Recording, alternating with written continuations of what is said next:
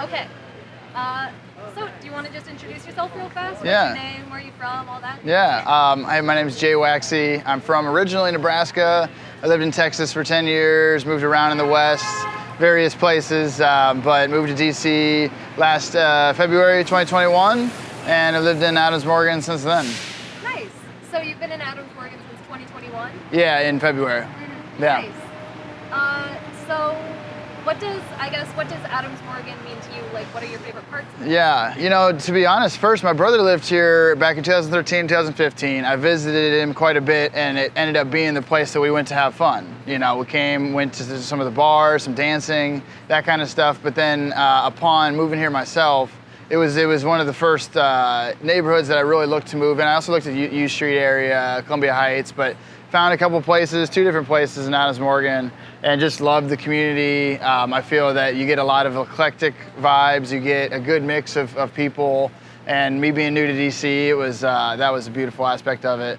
And yeah, I'm a little bit like the trees and parks, and there's nice proximity to that. Nice. Yeah. So you mentioned that there were places you would go with your brother before you moved, and then also like places Yeah. there are a few that you frequent after you moved. Yeah.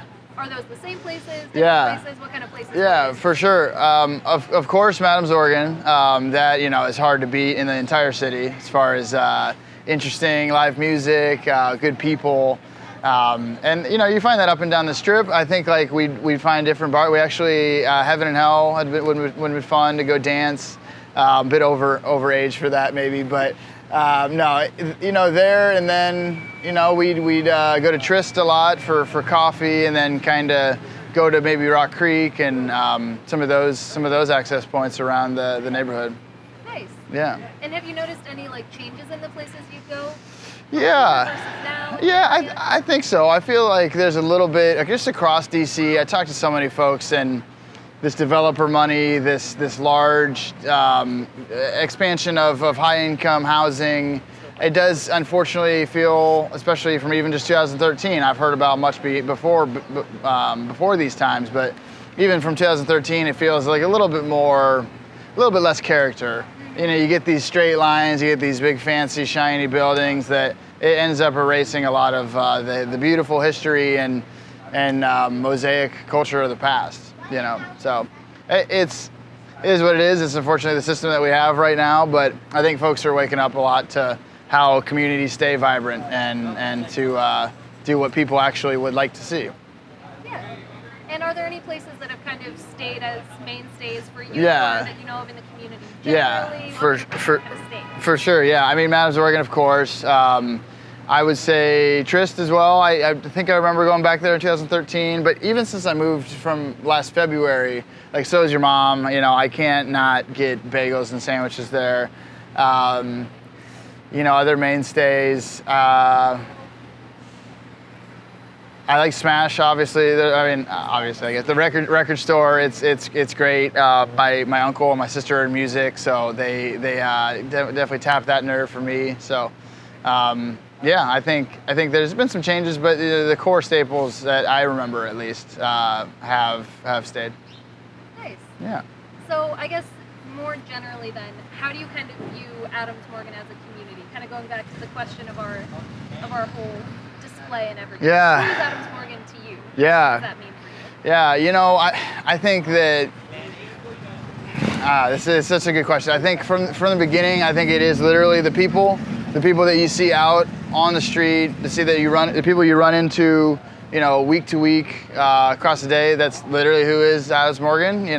Think of Ronnie, think of Nate and Margot on the corner there, 18th and Columbia, before that ugly ass fence got put up. But they're I think the people that I've met at the coffee shops, working behind the bar. People you run into, different friends that live in the area, run into them at the parks or this and that. So I think when I think of Adams Morgan, I think it's just a beautiful mix of people. I know it's always been diverse, but you get a lot of cultures. The Latin aspect is beautiful. Just a real eclectic combination going down 18th. I think like that's hard to replicate anywhere else. And kind of that mix of old and some of the new pieces that have been coming in, which I've said my opinion about, but Yeah. And then I guess last question, where do you kind of want to see Adams Morgan go? Where do you see it going in the future, and where do you hope to see it going in the future? Whether those are the same or different. Yeah, for sure. Well, I'll start with the optimistic track, is that I think in general with our country and our society, we confront a lot of challenges around profit-driven motives. There's so much upside to developing this land, developing this spot, to have more, development for who? Probably just the developers and the owners, and like what consent is there for the people, what kind of establishments the people would like to stay in place, to not get pushed out, to not get priced out. I think that is something that hopefully we can come to. It's like, even my optimistic take's a little dark, but just to like give more power of democracy and consent and people's opinion to actually matter, versus what our council people or what our developers just decide and build. When in reality, we want public space. We want access to education, the libraries, good public meeting spaces where all types of people can come together. And so I think if we can get there, I'd love to see this the corner of 18th and Columbia here, Adams Morgan Plaza, be returned to be a public space. The city of DC has said that there's a library gap in service here, so why not be a library or something like that? I think those kind of things, protecting family, local businesses is a huge hope. And where I see it going, I think that people are waking up. I do see a lot of connection across community. People are saying, okay, enough is enough. We have tried this thing of building up developments and trying to bring in a lot of money, and it only ends up staying in the hands of a few and the families of a few. And so, I think hopefully with these like elections, people waking up as we have in the last few years, we can get some representatives to actually listen to the people more, and that matters to them more. But the trending has been just more power towards those with the most deepest pocketbooks. So that I know people power can confront that. It's the only thing that can, and if we stay united, then we'll have a bright future. So marvelous. Yeah. And then, is there anything else you want to add about yourself, the neighborhood, anything that you just want to shout out? Yeah, I just want to say thanks to Adams Morgan, because we've had a lot of opportunity to do organizing, to do like activist work, people that really care in the community for. Just neighbors. Miguel Gonzalez, we had a vigil for him. We lost him earlier this year. Was living at the plaza before it got fenced off, and to see the community rally together for him, really large support for that.